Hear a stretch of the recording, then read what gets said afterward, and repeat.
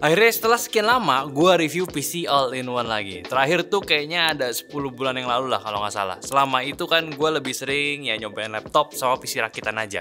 Jadi pas balik lagi ke Ayo tuh udah kerasa beda banget gitu ya. Vibes-nya lebih simple sekarang, gak ribet lagi, wall kabelnya yang mana-mana lagi, meja kerja juga kelihatan lebih bersih. Dan jujur ya, ada rasa kangen juga sih, karena ya Ayo ini punya sensasi yang agak beda dibanding device-device lainnya. Nah kebetulan yang sekarang lagi nongkrong di meja gue ini adalah PC Ayo-nya dari Asus, yaitu Asus Ayo V470 VA ya. Yang dari luar kelihatannya sini rapi dan modern, tapi kan yang lo tahu ya, gue nggak bakal berhenti dengan hanya bilang cakep doang. Jadi gak usah basa-basi lagi, kita kulik aja bareng ya. Beneran enak dipakai sehari-hari atau cuma menang tampang doang. Tapi sebelum itu kita bumper dulu. Pertama gue mau bahas layarnya dulu, soalnya ini bagian yang paling kelihatan jelas banget ya kalau kita ngomongin soal PC all-in-one. Secara orang yang tertarik beli Ayo itu biasanya emang pengen yang layarnya gede, yang bisa langsung dipakai tanpa ribet setup monitor tambahan kan. Nah di sini kita dikasih panel 27 inci dengan resolusi Full HD ya, yang secara ukuran ini udah cukup lega banget buat kerja kantoran, multitasking sampai hiburan. Kalau sebelumnya kan lo biasa tuh pakai laptop 14 ataupun 15 inci, terus pindah ke 27 inci, ini pasti feelnya berasa bener-bener beda. Lebih lega, lebih puas, dan bikin kerjaan kayak ngetik dokumen atau ngedit foto ringan jadi jauh lebih nyaman.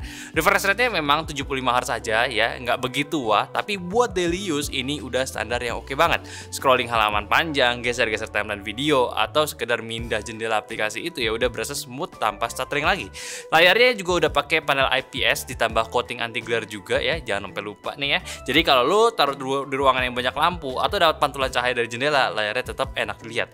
Buat kerja lama di depan layar ini pun jadi lebih betah lah mata lo. Kalau ngomongin warna, menurut gue sih udah cukup oke untuk kebutuhan sehari-hari. Nggak sesaturasi layar OLED ataupun monitor profesional buat color grading, tapi buat desain ringan, edit foto kasual, nonton film, sampai sekedar scrolling YouTube, kualitas warnanya udah lebih dari cukup.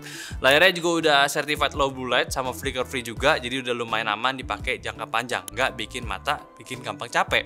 Dan yang bikin experience ini makin fleksibel ya, layar 27 inci ini juga udah support touchscreen.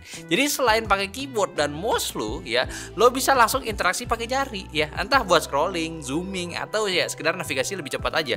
Ya buat presentasi, desain ringan, sampai sekedar nonton dan kepencet-pencet itu ya bisa aja di layarnya. Fitur ini tuh kayak bikin Ayo-nya itu tuh berasa lebih modern dan praktis banget memang. Nah sekarang gue mau pindah nih ke bagian desainnya, karena jujur aja nih, buat sebuah PC all-in-one tampilan itu penting banget. Kan konsepnya Ayo ya, biar meja kelihatan lebih clean, gak ribet sama kabel dan juga perangkat tambahan. Jadi selain performance, looks itu jadi kesan pertama yang ngebuat orang pincut ya. Standnya juga kelihatan kokoh, tapi ya tetap minimalis. Model kakinya kotak yang bikin device ini stabil walaupun layarnya lumayan gede di 27 inci. Terus materialnya dominan mid ya, jadi nggak gampang ninggalin sidik jari dan kelihatan lebih elegan juga.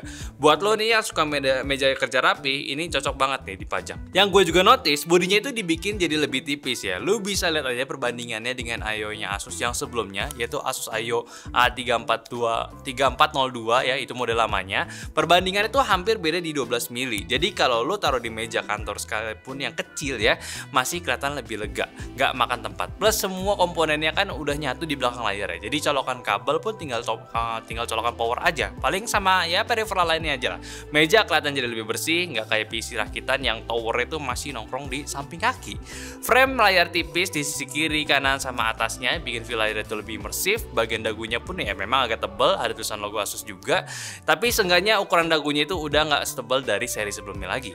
Ya kesannya tuh ya beneran plug and play lah, colok nyalain langsung beres. Jadi buat user yang nggak mau ribet setting ini tuh dari sisi desain dan penempatan udah bener-bener yang friendly user banget. Nah sekarang kita kulik nih bagian dalamannya alias spesifikasinya, karena kan sering banget ya orang mikir Ayo itu ya cuma buat kerjaan kantor ringan doang, tapi ternyata Asus Ayo ini ya bawa speknya menurut gue tuh lumayan gahar lah buat di kelas ya.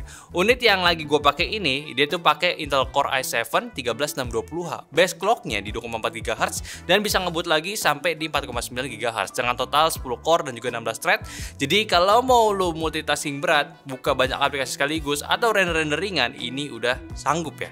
Nah, selain varian i7 ini, sebenarnya Asus juga nyediain beberapa pilihan prosesor lain. Totalnya ada 5 varian. Nanti gue tampilin aja deh di layar biar lebih jelas detailnya. Jadi lo tinggal sesuaiin aja sama kebutuhan dan juga budget budgetnya. Grafis masih ngandelin Intel UHD grafik, jadi memang bukan buat main game AAA berat ya, tapi buat multimedia, meeting online, desain ringan, sampai game-game kasual ataupun e-sport sebenarnya masih bisa dijalanin. RAM-nya udah 16GB DDR5 dengan speednya di 5200 MB transfer per second, pastinya udah lebih kenceng dibanding DDR4, dan enaknya lagi kalau suatu saat lo ngerasa butuh RAM yang lebih, RAM-nya ini masih bisa di-upgrade sampai di 32GB. Jadi masih ada future proof-nya, masih aman. Storage-nya juga nggak main-main nih. SSD-nya udah pakai NVMe, di sini itu punya kecepatan read-nya itu di 6300 MB per second dan write-nya di 5500-an MB per second. Jadi pengalaman buka aplikasi, mindahin file besar sampai booting Windows tuh kayak kerasa ringan banget.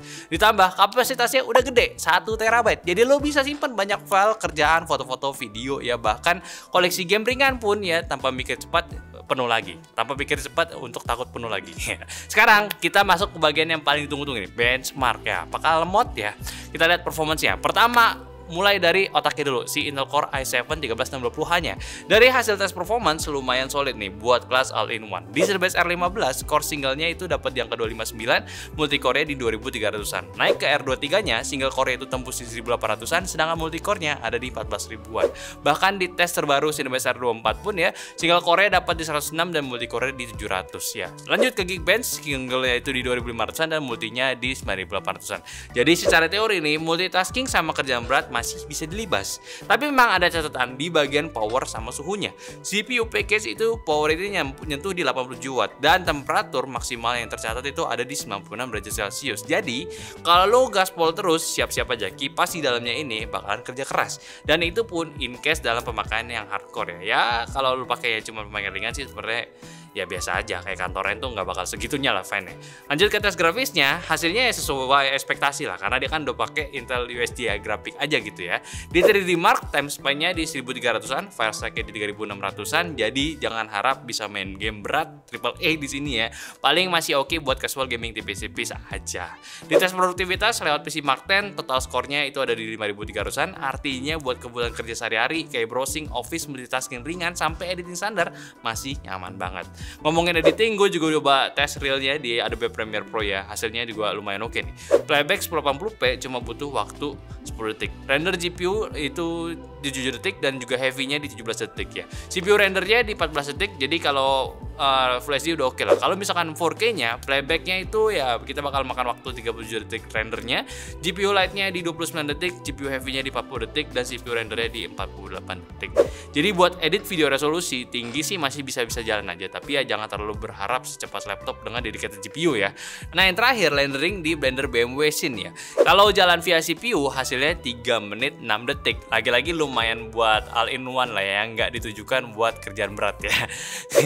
Kalau buat ngomongin gaming di PC all-in-one ini ekspektasi ya jelas nggak bisa disamain sama laptop gaming ataupun PC desktop dengan GPU yang udah dedicated parah ya. Tapi surprisingly masih ada beberapa game populer yang bisa jalan dengan cukup lancar asalkan kita pintar-pintar aja atur settingan grafisnya. Kayak di Valorant misalnya, pengalaman main di settingan low itu udah pasti nyaman. FPS rata-rata bisa tembus di 150-an, responsivitasnya enak dan aimingnya masih berasa smooth. Pas naik ke medium, FPS masih di angka 100-an jadi tetap playable banget. Tapi begitu dicoba ke high, FPS turun drastis ke 50-an. Jadi kalau lo tipikal yang butuh respon cepat, mending jangan dipaksain di high ya. Lanjut ke Dota 2 ya. Game ini lumayan ringan juga, jadi di low dan medium ini masih nyaman banget. Apalagi FPS rata-ratanya masih bisa dapat di 70-an. Tapi pas dinaikin ke high, FPS-nya jelas turun ke 40-an. Dan kadang bikin war jadi agak lagi. Jadi kalau buat main serius, saran gue sih setting medium ke bawah, itu udah sweet spot banget. Sedangkan CS2, dan disinilah kelihatan limitasi Intel UHD grafiknya ya. Main di low FPS masih oke, di kisaran 70-an, tapi kalau naik ke medium langsung turun ke 40-an dan high-nya malah jadi slideshow ya di 20-an FPS. Jadi ya kalau mau maksa main CS2, stick to low aja biar masih kerasa lancar dan gak bikin pusing. Kesimpulannya, buat game kompetitif yang relatif ringan, device ini sih sebenarnya masih bisa kasih pengalaman main game yang asik asal di settingan low ataupun medium. Tapi kalau udah ngomongin game berat atau grafik high, jelas ya memang ini bukan ranahnya. Kalau Kalau soal konektivitas ya, karena buat sebuah PC I/O sebenarnya itu jumlah dan posisi port itu udah lumayan penting banget. Penting banget maksud gue ya. Soalnya kan konsepnya pengen meja kerja kelihatan rapi, jadi sebisa mungkin kabel-kabel itu nggak berantakan. Di bagian belakang bodinya, Asus ngasih port yang menurut gue udah cukup lengkap buat kebutuhan sehari-hari. Ada HDMI out kalau lo mau sambungin ke monitor eksternal, ada beberapa USB-A juga, terus juga ada USB-C buat transfer data yang lebih cepat. Port LAN juga masih dikasih, atau kalau lo prefer koneksi internet kabel biar lebih stabil ya. Plus audio jack buat headset ataupun speaker tambahan. Terus ada juga port power yang posisinya rapih di belakang, jadi kabel utama itu nggak bakal ganggu pemandangan. Nah, biar gak ketinggalan zaman juga, konektivitas wirelessnya pun juga udah diupdate ya. Dia ini udah support Wi-Fi yang providing internet 40% lebih cepat dibanding Wi-Fi 6 ya. Jadi buat internetan atau streaming berat bisa lebih stabil dengan latensi rendah. Plus Bluetooth-nya udah 5.3 juga, bikin pairing ke perangkat kayak keyboard, mouse ataupun headset wireless jadi lebih gampang dan lebih efisien. Intinya dari sisi konektivitas, menurut gua Asus V470 VI ini udah cukup lengkap. Lo bisa tetap pakai device lama lo yang masih USB-A, tapi kalau udah punya gadget yang lebih baru butuh USB-C juga aman. Jadi secara fleksibilitas masih dikepake buat jangka panjang. Lanjut ke bagian audionya nih, karena kan ini buat PC all-in-one gini ya, speaker internal tuh sebenarnya lumayan krusial juga. Kan konsepnya biar simple tanpa harus ribet nambah perangkat tambahan ya. Jadi kualitas suaranya harus bisa diandelin buat kebutuhan sehari-hari. Di I/O Asus yang satu ini, speakernya udah built-in stereo dan dituning sama tim Asus bareng Dolby Atmos ya, supaya suaranya itu balance. Untuk seukuran I/O ini sih menurut gue volumenya udah cukup lantang lah ya, buat dipakai di ruangan kantor ataupun kamar. Suara vokal di video meeting pun jelas, musik juga masih enak didengar kalau lu nggak punya speaker tambahan. Nah, yang menariknya juga di sini tuh Asus juga nyiapin fitur tambahan lewat aplikasi My Asus. Salah satunya itu adalah noise cancelling microphone. Jadi kalau lu sering meeting online atau call, suara lu ya bakal lebih jernih karena noise kayak suara keyboard, kipas atau orang ngobrol di belakang bisa diredam secara otomatis. Ini bikin pengalaman meeting lebih profesional tanpa harus repot-repot nyari mic eksternal ya. Kalau lo pengen pengalaman audio yang lebih asik ya tinggal colok aja sebenarnya headset atau speaker eksternal ya. Lewat jack, bluetooth, bebas. Tapi buat pemakaian standar, gue sih bisa bilang audio bawaan ini udah layak buat dipakai. Nah, sekarang kita bahas bagian kameranya nih. Karena yang satu ini juga salah satu elemen penting yang unik juga di PC I/O ini. Kan kebanyakan user tuh ya pasti sering buat meeting online, jadi kualitas kameranya kadang jelek gitu ataupun malah displayin lah sama buat yang brandnya. Buat kameranya sendiri, ini device yang gue pegang ini tuh emang nggak support Windows Studio Effect kayak beberapa laptop modern. Tapi tenang aja, Asus sebenarnya udah nyiapin juga penggantinya lewat aplikasi My Asus juga. Di sini lu bisa pakai Asus AI Camera yang fiturnya udah lengkap, mulai dari background blur biar rapih kalau lagi meeting ya, light correction juga ada buat ngeratain pencahayaan muka lo, terus juga ada gaze correction biar mata lo tetap ngadep dan fokus ke kamera. Bahkan ada motion tracking juga sama appearance filter kalau lo mau tampil lebih kece lagi pas video call. Nah, yang bikin uniknya lagi, kameranya ini pakai sistem retractable alias bisa ditekan masuk ke dalam. Jadi kalau lagi nggak dipakai, tinggal push aja buat langsung ngilangin kameranya. Selain bikin tampilan lebih sleek, ini juga ngasih instant privacy tanpa harus repot nutupin pakai stiker ataupun isolasi hitam kayak laptop jadul ya. Buat lo yang sering meeting online, fitur ini sih pasti bakal lumayan bantu banget. Jadi meskipun nggak ada Windows Studio Effect, experience-nya ya tetap terasa modern dan juga praktis. Jadi simpulan gua nih ya, kali ini yang pertama, jangan bandingin ini dengan langsung sama laptop atau PC, karena adanya PC I/O artinya ya ada yang butuhin sebuah PC I/O khusus untuk di kerjaannya dia. Dan PC I/O ini jelas udah rekomen untuk dijadiin PC office yang memang tujuannya itu nggak perlu dibawa-bawa. Mungkin untuk para pebisnis nih bisa nih invest PC ini untuk para adminnya buat ngedata-data, feeling yang sehari-harinya tuh ya di meja doang. Atau mungkin tipe pekerjaan yang sejenis juga bisa apply bentukan PC seperti ini. Karena ya buat apa juga punya sebuah laptop tapi kalau nggak ada gunanya untuk dibawa-bawa. Dan pakai PC I/O jelas di harganya lu langsung dapat nih ukuran layar lebih besar yang enak buat dipakai buka-buka data yang kompleks ya, mata lebih nyaman, dan tentunya dari segi performance udah dijamin punya speed yang aman secara keseluruhan ya. Buat yang pengen kerjanya simple, nggak banyak ini itu, sebenarnya PC I/O tuh udah jadi salah satu opsi yang oke buat kalian. Jadi gimana menurut kalian? Ada nggak nih kira-kira yang di kantor itu udah pakai PC I/O? Coba aja komen gimana perasaan lu, kok feeling lu sih? Perasaan lu ketika pakai PCIe. Oke, mungkin itu aja pembahasan gue review PCIe-nya si Asus. Silakan kita diskusi semuanya di kolom komentar, dan yang terakhir jangan lupa juga kalau mau beli cek link di bawah. Kayaknya minta kantor lo aja beli deh. Jangan lo yang beli. Ya, yang pasti kalau ini juga jangan lupa follow semua sosial media kita di Instagram, TikTok, Facebook, Discord. Jangan lupa juga untuk nonton video kok nggak dinyantai. Sampai jumpa di video selanjutnya. Bye bye.